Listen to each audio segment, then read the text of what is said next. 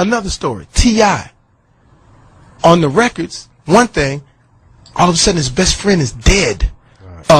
Plies. I didn't know anything about Plies. I only heard the good records.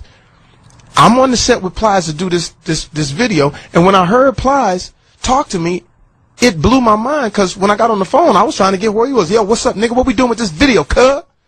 And he was like, first of all, I want to make sure that we have the particulars. I'm not kidding. Right. And then we get on the video, we're shooting the video, and he came, you know, with the entertainment garb. I understand it. But you know what happened? 30 real niggas came on the set. Yeah. It was 30 T-shirts. White 30 slew-footed. And I look up, and since I've been in LA for 23 years, I said, okay, I know what I got to do. I got to go over there and meet it head on. I can't, you know, I can't let it get out of control. And I'm not trying to be no hero, but I'm like, let me at least talk to whoever the fuck this is, because I heard him. And then, you know what? All of the security, nowhere to be found, including mine. Nowhere to be found. You know who was there? It was me, Breon, and my sister. All right, 30 niggas. I'm like, what the fuck? And the dude was like, yo, nigga, these niggas is faking our lives, Foxx. I said, who are you talking about? These niggas, punk-ass niggas run from Suge. And I said, hey, we just shooting a video, because I didn't hear the music that Plies. I only heard the good records. I said, no, dog, you got it wrong, man. We just doing a video, man. And then, after we calmed the situation, I shook 30 hands. I said, what's up, man? All right, man. Cool, good. All right, nigga. All right, cool, man. All right, nice all right, no, all right, cool, man. Cool, man. All right, nigga. All right, you too. All right, man. How your mom? All right, cool, man. 30 hands. When I go in, Sophus Paul is with me. Hysterical. I was actually there too. I was there too. I'm being honest. Johnny Mac was there. Paul, he was nowhere. He was nowhere. We go in the back. He said, Foxx, I think you should stay back here. I said, I'm not finna stay back here in this dressing room. Foxx, I know these niggas. I know these. I'm finna stay out. I'm not staying back here. So I get out there. We can't find Plies. And I understand why. You know why? Because he was afraid for his life. Because you never know. He could have died. He ran to the bathroom. He ran to the bathroom, and and then when I talked to him, he said, I didn't want this for you. I said, it's not me. I said, it's you. I said, we can still do the video. I said, I guarantee you, it's not them kind of dudes. I said, maybe 15 years ago, it would have been, I would tell you who to run from. I said, but I don't think they would have these came dudes, in there shooting it would have been just, it would have been, but you know what? My girl Tasha said, you never heard Plies music? I said, no, put it on. This nigga killed I've never really, like, I said, you gotta be kidding me. He was talking about killing and goon this and kill that. I was like, are you kidding? That's what these dudes is listening to. And they want to find out, is the dude really real? Because we're going to kill him. You can't, hip-hop was not designed for that. Right. No. And that's all I'm saying. Hip-hop wasn't, and I know I sound old right now. I know I sound crazy right now. But at the same time, it's like, Zoe, speak on it, Zoe. I'm sorry. And I don't mean to, let Poetess have a word. I'm sorry. Let Cool. No, go ahead. Well, you know, Mo was on the show last night, Cool Mo D, and he was talking about hip-hop in the beginning and why they were hard, what the purpose of being hard for. And he said when hip-hop blew up, at that time, R&B artists were a little bit more effeminate. Cats had jerry curls and makeup and, you know, guys. Right. As Foxx Chad says to the tail. Shout out to B. Scott. He got a big old dick. And he married Tiny Lister. So he was saying that's why, you know, you heard them, you know, rah, you know, everything was hard. Run DMC was hard. Everything was hard. But what artists, and I'm sure those artists learned this too. KRS-One told me the same thing. He said, I could go after Nelly, but if I go after Nelly for real, people take, I mean, I'm just rhyming. It's just a battle for me. KRS was like, you know, for everybody that's in the top 10 on the Billboard, I have a diss rhyme for all of them. Every year. I just do that to keep my skills sharp. But he was saying, if I were to go after them, there are people who believe in the content that I write. And they'll take it serious. So although it's fun for me, it's serious for the listener.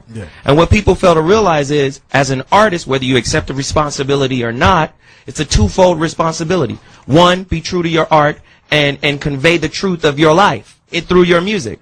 But two, take the responsibility of the effect that consciousness puts on someone else, the listener. But don't you have to be conscious to even be on that level? Because I know that I used to listen to the that hardcore shit all the time too, but now that I've become older and a little more conscious, I don't want it in my subconscious. You know what I'm saying? So I don't. There's a lot of records that I don't listen to. But hip hop was supposed to entertain. But how do kids? I'm not supposed to be afraid but how of you do on the kids record. get there? The kids aren't there. They're not. They don't have that level of consciousness. But this is what I think. First of all, we raise the kids. Right. Everything that we do, and listen, at my concert, there was kids that were 10, 11, 12, 13, all the way up to 85. And there was certain, we didn't change our show, but there were certain things that we put in there for them so they could say, okay, we had this, we understood that. Right. But it's us. It's like what we allow.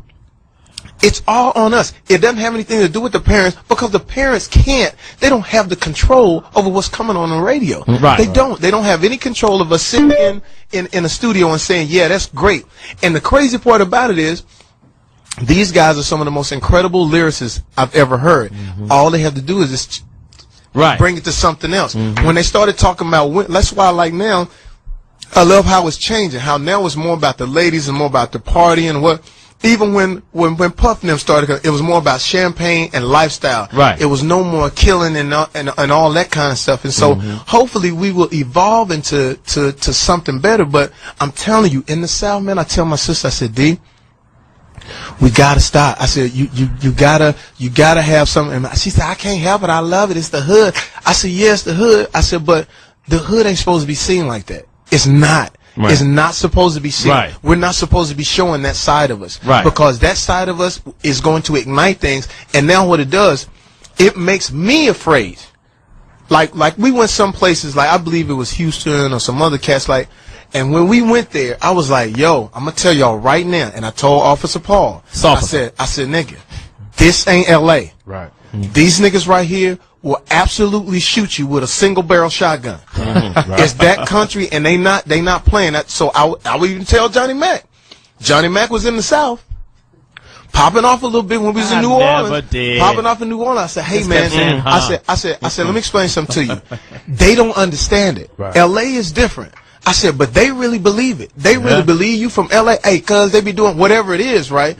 And they really will step to you. So it's like me listening to NWA, I thought, still to this day, I think Ice Cube was one of the most incredible MCs ever. That's right. And that whole even in NWA days, he was really kicking some knowledge. He really despite what people. I understand because I know when he went solo is really when he really started kicking. Right, because he went to New York, he was hanging out with Public Enemy. Exactly. Think of that song. Yeah. Well, the first NWA. I say, "Fuck you, bitch." They were running and jumping and screaming and yelling. I didn't write the song. Story about a nigga like me. Never should have been let out to penitentiary. Gangsta. Ice Cube would like to say that I'm a crazy motherfucker from around the way. Since I was a youth, I smoke weed out. Now I'm the motherfucker that you read about. Taking a life or two, that's what the hell I do. You don't like how I'm living? Well, fuck you. This is a gang, and I'm in it. My man Dre will fuck you up in a minute with a right, left, you're toothless. And then you say, goddamn, they ruthless. Everywhere we go, they say damn. And WA's fucking up the program. Can I just tell you? You just say about drinking straight out the 8 bottle. Do I look like a motherfucking role model? To a kid looking up to me, life ain't nothing but bitches and money. Cause I'm the type of nigga that's built to last. Fuck with me, I'll put my foot in your ass. See, I don't give a fuck cause I keep bailing. Yo, what the fuck are they yelling? Gangsta, gangsta. You gotta understand, listen, I knew every word. Can I say this? How can you tell me from Texas that that's not true? Well, exactly. You cannot tell me that. But there's no way. That was from that first album. There's a part when he said they was yelling and jumping and screaming. Suddenly I see some niggas that I don't like. Walked over to him and said, what's up? First nigga that I saw, I hit him in the jaw. Ran, started stomping him, and so did E. By that time, got rushed by security. Out the door. But we don't quit. Ren said, let's start some shit. I got a shotgun. And here's the plot. Taking niggas out with the flurry of buckshots. Boom, boom, boom, boom. Yeah, I was gunning. And then you look, all you see is niggas running and falling and yelling and pushing and screaming and cussing. I step back and I kept busting. You cannot tell me that is not real. Okay, can I just say this? You cannot tell me that is uplifting our community. I'm not defending it, but can I say this? NWA started out, they did them records for fun. They were doing comedy records. They were influenced by Blowfly, Red Fox, and people like that. So they started out doing these records as fun, and then it turned into something else. Okay, well, it turned into what we just saw.